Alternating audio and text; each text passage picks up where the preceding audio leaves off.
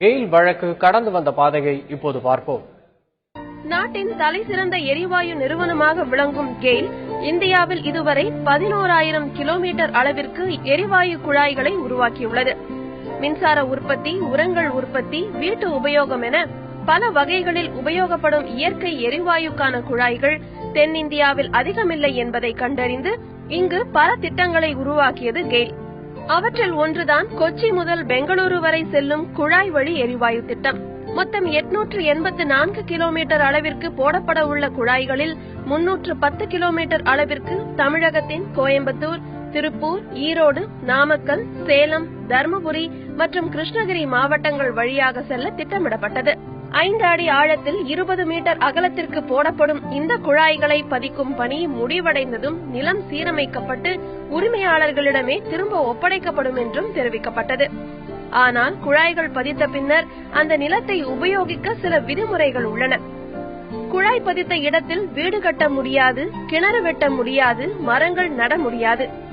ஆனால் ஆழமான வேர்கள் இல்லாத பயிர்களை விவசாயம் செய்யலாம். குழாய்கள் மூலம் தண்ணீரும் பாய்ச்சலாம்.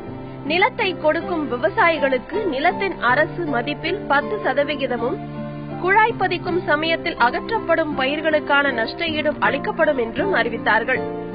இதற்கு மாநில அரசு ஒப்புதல் அளித்ததன் பேரில் பணிகள் துவங்கப்பட்டு 60-70 கிலோமீட்டர் அளவிற்கு குழாய்களும் தமிழ்நாட்டில் பதிக்கப்பட்டன. ஆனால் எரிவாயு குழாய்களை பதிப்பதனால் விவசாய உற்பத்தி பாதிக்கப்படுமோ என்ற அச்சம் விவசாயிகளிடையே எழுந்தது. பிற்காலத்தில் விபத்துகள் ஏற்பட்டுவிட்டால் தங்களுக்கு பெரும் பாதிப்பு வரும் என்று ஒரு புறமும், கெயில் கொடுப்பதாக கூறிய தொகை மிகவும் குறைவானது என்று இன்னொரு புறமும் பல விதங்களில் எதிர்ப்புகள் எழுந்தன. தமிழகத்தில் குழாய் பதிக்கவிருந்த 7 மாவட்டங்களிலும் போராட்டங்கள் வெடித்தன.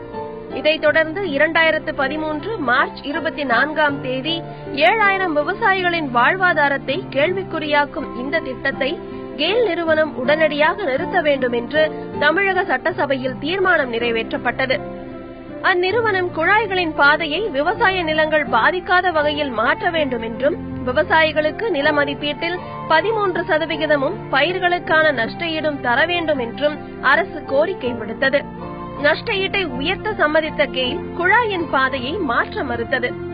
சிறப்பு ரக ஸ்டீலில் குழாய்கள் செய்யப்பட்டு பாலித்தீன் மேல் பூச்சும் பூசப்படுவதால் தீ விபத்து ஏற்பட்டாலும் நிலத்திற்கு பாதிப்பு வராது என்று நிபுணர்கள் ஒருபுறம் கூற, எரிவாயு குழாய் வெடிப்பால் ஒருவர் உயிரிழக்கும் சாத்தியக்கூறுகள் மின்னல் தாக்கி உயிரிழப்பதை விட குறைவு என்று புள்ளி விவரங்கள் தெரிவிக்கின்றன. ஏற்கனவே கர்நாடகா, பஞ்சாப், குஜராத், மகாராஷ்டிரா என்று பல மாநிலங்களில் விவசாய நிலங்களில் எரிவாயு குழாய்கள் பதித்திருக்கிறோம். அவையெல்லாம் பாதுகாப்பாகத்தான் இருக்கின்றன. இது பாதுகாப்புக்காக நிறுத்தப்படவில்லை. இதன் பின்னணியில் அரசியல் இருக்கிறது என்கிறார் கெயில் தலைவர் PC திரிபாதி.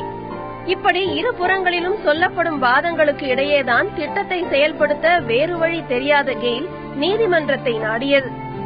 அந்த வழக்கின் மீது நடைபெற்ற விசாரணைகளின் முடிவில்தான் தற்போது திட்டத்திற்கு ஆதரவாக தீர்ப்பு வெளியாகியுள்ளது.